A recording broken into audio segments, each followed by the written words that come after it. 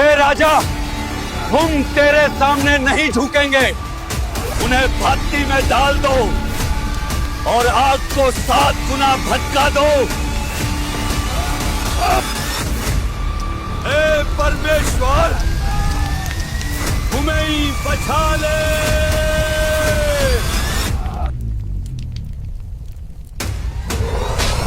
आप हमारे साथ हैं। अगर आपके सामने एक ऐसी आग की भट्टी रख दी जाए जिसकी लपटें आसमान तक जा रही हों, जिसकी तपिश इतनी हो कि 10 कदम दूर खड़े आदमी की सांस रुक जाए, और आपको कहा जाए या तो इस मूर्ति को प्रणाम करो या इस भट्टी में कूद जाओ, आप क्या करेंगे? आपकी सांसें थम जाएंगी, पैर कांपने लगेंगे और दिमाग सिर्फ एक रास्ता ढूंढेगा, किसी तरह बच निकलने का। लेकिन डेनियल के समय में 3 नौजवान थे जिन्होंने आग से बचने का रास्ता नहीं चुना, बल्कि आग की ओर बढ़ गए, क्योंकि उन्हें पता था कि उनके साथ कौन खड़ा है। यह कहानी सिर्फ हिम्मत की नहीं है, यह कहानी है विश्वास की। वो विश्वास जो मौत को भी चुनौती देता है। उसने फरमान जारी किया, जब भी बिगुल, बांसुरी, वीणा और अन्य वाद्य यंत्रों की आवाज सुनाई दे तो हर व्यक्ति उस मूर्ति के सामने झुककर प्रणाम करे। जो कोई नहीं झुकेगा उसे तुरंत आग की जलती भट्टी में डाल दिया जाएगा। बाबुल का साम्राज्य दुनिया का सबसे ताकतवर राज्य, उसका राजा नबूकदनेस्सर, उसकी आवाज, उसका आदेश पूरा देश मानता था। उसने हाल ही में एक भव्य सोने की मूर्ति खड़ी करवाई थी, ऊंचाई में लगभग 90 फीट, चौड़ाई में 9 फीट। यह मूर्ति उसकी शक्ति, उसके अहंकार और उसकी खुद को देवता मानने की सोच का प्रतीक थी। उसकी ऊंचाई इतनी थी कि धूप में उसकी चमक आंखों को चुभने लगे, और उसका चेहरा ठीक राजा की तरह, मानो बाबुल के हर दिल पर अपनी छाप छोड़ने के लिए बना हो। उस दिन कोई सामान्य उत्सव नहीं था, यह एक आदेश का दिन था। राजा के संदेशवाहक की आवाज पूरे मैदान में गूंज रही थी। राजा का आदेश सुनो, जब शंख, बांसुरी, वीणा, सरंगी, सितार और हर तरह के बाजे बजेंगे, तुम सब उस सुनहरी मूर्ति के सामने गिरकर प्रणाम करोगे। जो कोई न मानेगा उसे तुरंत जलती हुई आग की भट्टी में डाल दिया जाएगा। लोगों में खुसर पुसर शुरू हो गई। कुछ के चेहरों पर डर था, कुछ में जिज्ञासा और कुछ में मजबूरी, क्योंकि बाबुल में राजा का आदेश पत्थर की लकीर था। जो उसके खिलाफ जाएगा उसका अंजाम सिर्फ मौत। लेकिन भीड़ के बीच 3 चेहरे थे जो बाकी सबसे अलग थे। सदरक, जिसकी आंखों में शांत पर दृढ़ नजर थी। मेंशक, जिसका दिल तेज धड़क रहा था लेकिन चेहरे पर कोई डर नहीं। और अबेदनगो, जो भीड़ में खड़ा होकर भी जैसे किसी और ही विचार में खोया था। ये तीनों जानते थे आज का दिन उनके लिए आसान नहीं होगा। वे अपने बचपन से ही इस सच्चाई में जी रहे थे कि परमेश्वर के अलावा किसी और के आगे सिर नहीं झुकाना है। और आज बाबुल का सबसे ताकतवर राजा चाहता था कि वे अपने विश्वास को छोड़ दें। संगीतकारों ने अपने वाद्य हाथ में थामे। हवा में एक तनाव फैल गया। हर किसी की नजर मूर्ति और राजा के सिंहासन के बीच घूम रही थी। और फिर एक लंबी गूंजती हुई ध्वनि के साथ बाजे बजने लगे। पूरा मैदान एक साथ झुक गया। हजारों लाखों लोग धरती को छूते हुए सुनहरी मूर्ति की ओर। सिर्फ 3 इंसान खड़े रह गए, सदरक, मेंशक, अबेदनगो। भीड़ में यह नजारा किसी बिजली की तरह दौड़ गया। लोग फुसफुसाने लगे, देखो वे झुक नहीं रहे। कुछ ने गुस्से से देखा, कुछ ने हैरत से और कुछ ने डर के मारे अपना सिर और झुका लिया कि कहीं राजा की नजर उन पर न पड़ जाए। राजा के सलाहकारों की आंखें चमक उठी। यह उनके लिए मौका था राजा को खुश करने का। वे फौरन आगे बढ़े और नबूकदनेस्सर के सामने झुककर बोले, हे राजा, तू सदा जीवित रहे। तूने जो आदेश दिया था कि जब संगीत बजे सब मूर्ति के सामने झुके, वह सब ने माना। लेकिन सदरक, मेंशक और अबेदनगो तेरे अधिकारियों में से, उन्होंने तेरे देवताओं की सेवा नहीं की और तेरी सुनहरी मूर्ति के आगे नहीं झुके। राजा की भौहें सिकुड़ गईं। उसके दिल में एक साथ क्रोध और अपमान की लहर दौड़ गई। कौन थे ये जो बाबुल के शेर के सामने खड़े होने की हिम्मत कर रहे थे? उसने आदेश दिया, उन्हें मेरे सामने लाओ। सैनिक भीड़ को चीरते हुए आगे बढ़े। लोगों के बीच से रास्ता बनता गया और तीनों दोस्त धीरे धीरे राजा के सामने लाए गए। पूरा मैदान अब जैसे सांस रोके देख रहा था। क्या वे अब डरेंगे? क्या वे झुकेंगे? या क्या वे सच में आग में डाल दिए जाएंगे? और यहीं से शुरू होता है वह संघर्ष, एक राजा का आदेश और 3 इंसानों का अडिग विश्वास, जिसका अंजाम बाबुल ने कभी नहीं देखा था। बाबुल के महल का दरबार, जहां दीवारों पर सोने की परत छड़ी थी, विशाल खंभों पर कीमती पत्थर जड़े थे और फर्श पर रेशमी कालीन बिछे थे। यहाँ हर आदमी राजा को देखकर झुक जाता था। लेकिन आज यहाँ 3 नौजवान खड़े थे जिनकी निगाहें सीधी थीं और सिर ऊंचा। दरबार के एक किनारे से ऊंचे पद वाले गवर्नर, अधिपति और सलाहकार खड़े थे और बीच में नबूकदनेस्सर शाही वस्त्रों में, सोने का मुकुट सिर पर और आंखों में घमंड की चमक। उसके सामने कई सैनिक घुटनों के बल बैठे थे, सिर झुकाए, लेकिन इन तीनों की मुद्रा बाकी सबसे अलग थी।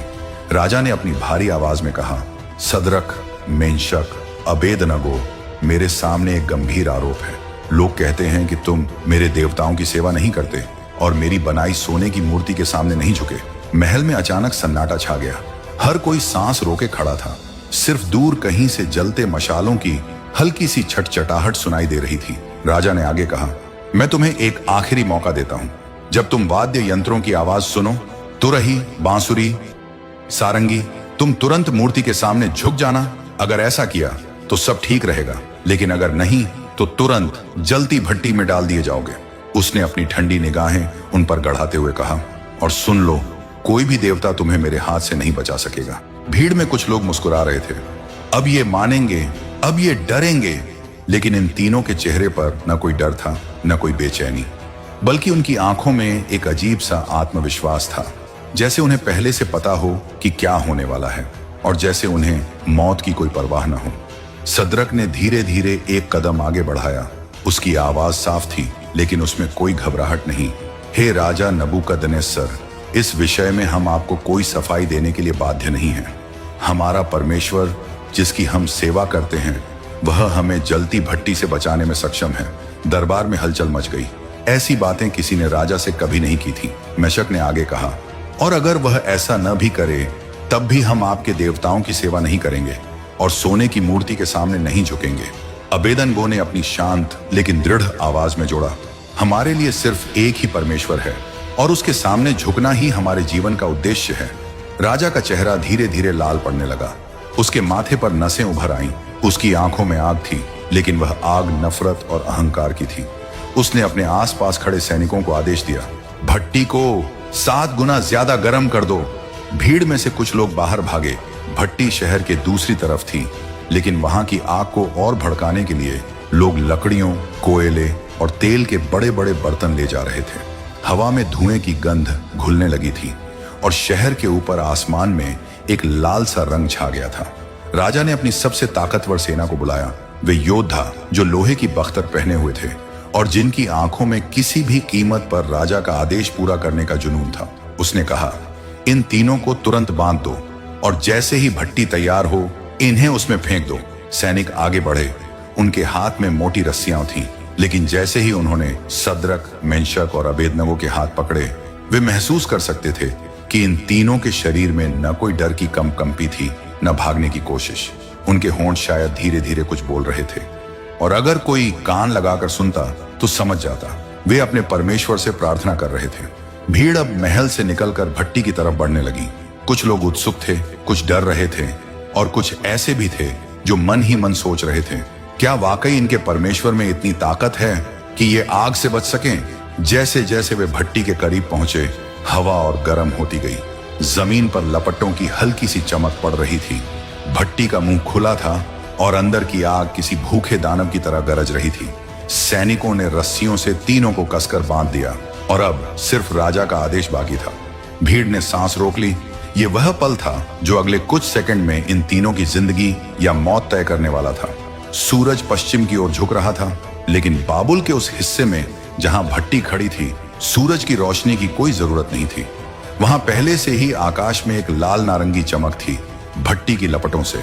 उस दिन की आग सामान्य आग नहीं थी। राजा के आदेश पर उसे 7 गुना ज्यादा गर्म कर दिया गया था। भट्टी एक विशाल गोलाकार संरचना थी, मोटी ईंटों और लोहे से बनी हुई। उसके चारों ओर सैनिक तैनात थे ताकि कोई पास ना आ सके। ऊपर से धुएं के काले बादल उठकर आसमान में फैल रहे थे और हर लपट बाहर निकलते ही जैसे हवा को भी जला देती थी।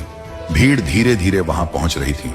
कोई अपने बच्चों को कंधे पर उठाए देखना चाहता था, कोई दूर से ही खड़ा था। कानाफूसी चल रही थी, क्या ये बचेंगे? नहीं, इतनी आग में कोई कैसे जिंदा रह सकता है? लेकिन ये तो अजीब है, इनकी आंखों में डर क्यों नहीं है? सदरक, मेंशक और अबेदनगो को भारी लोहे की जंजीरों और मोटी रस्सियों से बांध दिया गया था। सैनिक उन्हें दोनों ओर से पकड़े हुए थे, लेकिन उनके कदम धीमे और स्थिर थे, जैसे वे मौत की ओर नहीं बल्कि किसी वचन की पूर्ति की ओर जा रहे हों। राजा नबूकदनेस्सर सोने के शाही वस्त्र पहने अपने खास मंच पर खड़ा था। उसके चारों ओर अधिकारी, गवर्नर और सलाहकार खड़े थे।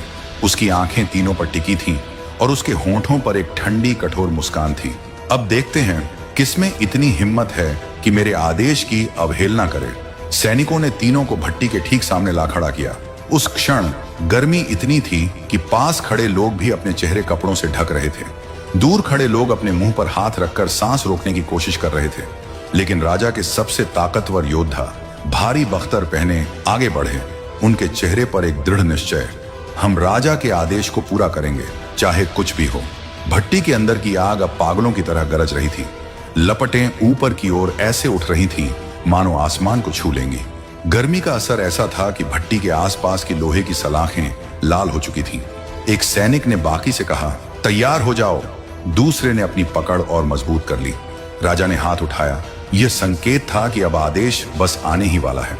उसी क्षण सदरक ने अपनी आंखें बंद की और होंठों से एक धीमी प्रार्थना निकली, हे हमारे परमेश्वर, तेरा नाम पवित्र है, चाहे हम जलें या बचें, तेरा ही महिमा हो। मेंशक ने हल्की मुस्कान दी, मानो उसे पहले से पता हो कि यह अंत नहीं है। अबेदनगो ने अपनी निगाहें आसमान की ओर उठाई, जैसे वह किसी अदृश्य शक्ति को देख रहा हो। राजा ने अपनी भारी आवाज में कहा, उन्हें आग में डाल दो। सैनिकों ने एक ही झटके में तीनों को उठाया और जैसे ही वे भट्टी के मुंह के पास पहुंचे, कुछ ऐसा हुआ जिसकी किसी ने कल्पना भी नहीं की थी। भट्टी की लपटों ने इतनी तेजी से बाहर की ओर छलांग मारी कि जो सैनिक उन्हें पकड़े हुए थे वे खुद ही लपटों में गिर गए। उनकी चीखें चारों ओर गूंज उठी और अगले ही पल वे जमीन पर गिर पड़े, झलकर राख हो गए। भीड़ सन्न रह गई, लेकिन आदेश का पालन होना था। बाकी सैनिकों ने पूरी ताकत से सदरक, मेंशक और अबेदनगो को धकेल दिया और वे भट्टी की जलती हुई आग में गिर गए। भट्टी का मुंह तुरंत बंद कर दिया गया। बाहर खड़े लोग चुपचाप देखने लगे। कुछ ने सिर झुका लिया, कुछ ने आंखें बंद कर ली। हर कोई यही सोच रहा था, अब इनका अंत हो चुका है। लेकिन राजा की आंखें भट्टी से हट नहीं रही थीं।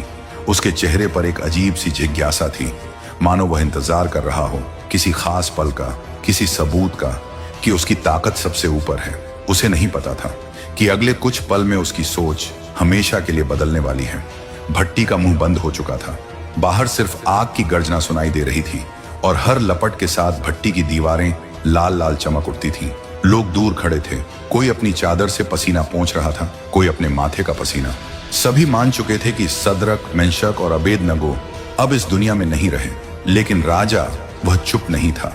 वह अपने मंच से भट्टी की ओर टकटकी लगाए देख रहा था। उसकी आंखों में एक अजीब सी बेचैनी थी। शायद यह जिज्ञासा थी, शायद यह अहंकार का संतोष, या शायद कुछ और जिसे वह खुद भी समझ नहीं पा रहा था। समय बीतता गया। 1 मिनट, 2 मिनट, 3 मिनट। इतनी गर्म भट्टी में कोई एक पल भी कैसे जिंदा रह सकता है? यह सोचकर कुछ लोग आपस में धीरे धीरे बातें करने लगे। अब तक तो सिर्फ राख ही बची होगी। हाँ, राजा ने देख लिया कि उसके आदेश के आगे कोई नहीं टिक सकता। लेकिन तभी राजा की भौहें सिकुड़ गईं। उसने अपनी आंखों को थोड़ा तिरछा कर भट्टी के अंदर झांकने की कोशिश की। पहले तो धुएं और लपटों के बीच कुछ समझ नहीं आया, लेकिन कुछ सेकंड बाद उसका चेहरा बदलने लगा। पहले हैरानी, फिर अविश्वास, फिर आंखें पूरी खुल जाना।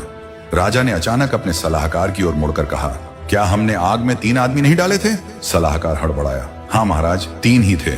राजा की आवाज में अब एक झटके का कंपन था। तो फिर मैं 4 देख रहा हूं। भीड़ चुप हो गई। सबने राजा की ओर देखा जैसे वह कोई मजाक कर रहा हो, लेकिन राजा ने अपने हाथ से इशारा किया, देखो देखो अंदर। लोगों ने सावधानी से भट्टी के पास जाकर अंदर झांकने की कोशिश की। धुएं और आग के बीच सचमुच 4 आकृतियां चल रही थी। हाँ, वे चल रही थी, न कि जल रही थी। सदरक, मेंशक, अबेदनगो। उनके कपड़े, उनके बाल, उनका शरीर कुछ भी आग से छुआ हुआ नहीं था। उनकी रस्सियां झलकर गिर चुकी थी और वे पूरी तरह आजाद थे। और उनके साथ एक चौथा व्यक्ति था। उस चौथे का रूप इंसान जैसा था, लेकिन उसमें कुछ ऐसा था जो किसी ने पहले कभी नहीं देखा था। उसकी आभा लपटों से भी तेज थी, लेकिन उसमें आग की तरह विनाश नहीं, बल्कि एक शांत और पवित्र उजाला था। उसका चेहरा दिव्य और महिमामय, और उसकी उपस्थिति से भट्टी के अंदर एक अजीब सी ठंडक महसूस हो रही थी। भीड़ में किसी ने धीमे से कहा, वह देवताओं का पुत्र जैसा दिखता है। किसी ने कांपती आवाज में कहा, शायद यह परमेश्वर का दूत है। राजा बिल्कुल स्तब्ध था। उसने अपने हाथों से मंच की रेलिंग को कसकर पकड़ा, मानो यह दृश्य उसके होश उड़ा रहा हो। उसके मन में एक सवाल गूंज रहा था, ये लोग सचमुच उस परमेश्वर की सेवा करते हैं जो राजा से भी बड़ा है? सद्रक, मेंशक और अबेदनगो उस चौथे के साथ आग में घूम रहे थे, मानो वे किसी बगीचे में टहल रहे हों। उनके होंठ हिल रहे थे, शायद वे धन्यवाद दे रहे थे, शायद वे उसकी स्तुति कर रहे थे। और उस चौथे के चेहरे पर एक हल्की मुस्कान थी। आग जो हर चीज को भस्म कर देती है, आज उनकी रक्षा कर रही थी। यह कोई साधारण घटना नहीं थी, यह एक घोषणा थी कि इस संसार में एक ऐसी शक्ति है जो राजा के आदेश, सैनिकों की ताकत और आग की लपटों से भी ऊपर है। राजा ने अपने हाथ उठाकर जोर से पुकारा, हे सद्रक, मेंशक, अबेदनगो, तुम जो सर्वोच्च परमेश्वर के सेवक हो, बाहर आओ, यहां आओ। भीड़ सांस रोके इंतजार कर रही थी। क्या ये तीनों सचमुच बिना चोट के बाहर आ पाएंगे, या यह सब आंखों का धोखा था? राजा नबूकदनेस्सर की आवाज गूंजते ही भीड़ में एक सन्नाटा छा गया। हर निगाह भट्टी के मुंह पर टिक गई। लोगों के दिलों की धड़कनें जैसे थम गईं। कोई भी अपनी पलक झपकाने की हिम्मत नहीं कर रहा था। भट्टी का मुंह खोला गया। गर्म हवा का एक तेज झोंका बाहर निकला, जिससे पास खड़े सैनिक पीछे हट गए। लेकिन उस गर्मी में एक अलग ही ठंडक महसूस हो रही थी, जैसे भट्टी के अंदर किसी और ही दुनिया का मौसम हो। धुएं के बीच पहले एक हल्की सी छाया दिखाई दी, फिर एक आकृति, सद्रक। उसका चेहरा शांत, कदम स्थिर। उसके कपड़ों पर आग का एक भी दाग नहीं था। उसके पीछे मेंशक, उसकी आंखों में चमक, जैसे उसने अभी अभी स्वर्ग का दर्शन किया हो। फिर अबेदनगो, उसके चेहरे पर गहरी कृतज्ञता और एक हल्की मुस्कान। और जैसे ही वे तीनों बाहर आए, भीड़ में एक हलचल मच गई। लोग एक दूसरे को धक्का देते हुए आगे बढ़ने लगे। कोई देखना चाहता था कि उनके कपड़े सचमुच नहीं जले। कोई उनके बालों को देख रहा था कि क्या उन पर धुएं का भी असर है। लेकिन सबसे हैरान कर देने वाली बात यह थी, उनमें आग की गंध तक नहीं थी। हाँ, न बाल झुलसे, न कपड़े फटे, न त्वचा पर जलने का कोई निशान, और न ही उस भयानक धुएं की बदबू। राजा के अधिकारी, गवर्नर और सलाहकार पास आए। उन्होंने अपने हाथ से उनके कपड़ों को छुआ, और जैसे ही महसूस किया कि वे पूरी तरह सुरक्षित हैं, उनके चेहरे पर अचंभे की लकीरें खिंच गईं। कोई कुछ बोल नहीं पा रहा था, मानो सबके शब्द आग में जल गए हों और बस मौन बाकी रह गया हो। राजा नबूकदनेस्सर अपने मंच से उतरा। उसकी चाल धीमी थी, ना गर्व न गुस्सा, बस एक गहरी सोच में डूबा चेहरा। वह उनके सामने आकर रुका और कुछ सेकंड तक उन्हें देखता रहा। फिर उसकी भारी आवाज गूंजी, धन्य है सद्रक, मेंशक और अबेदनगो का परमेश्वर, जिसने अपना दूत भेजकर अपने दासों को बचाया। वे जिन्होंने मेरे आदेश की परवाह नहीं की और अपने परमेश्वर के अलावा किसी और की सेवा करने से इनकार कर दिया। उसकी आवाज में अब गुस्से का कोई अंश नहीं था, बल्कि उसमें एक अजीब सी श्रद्धा और विनम्रता थी।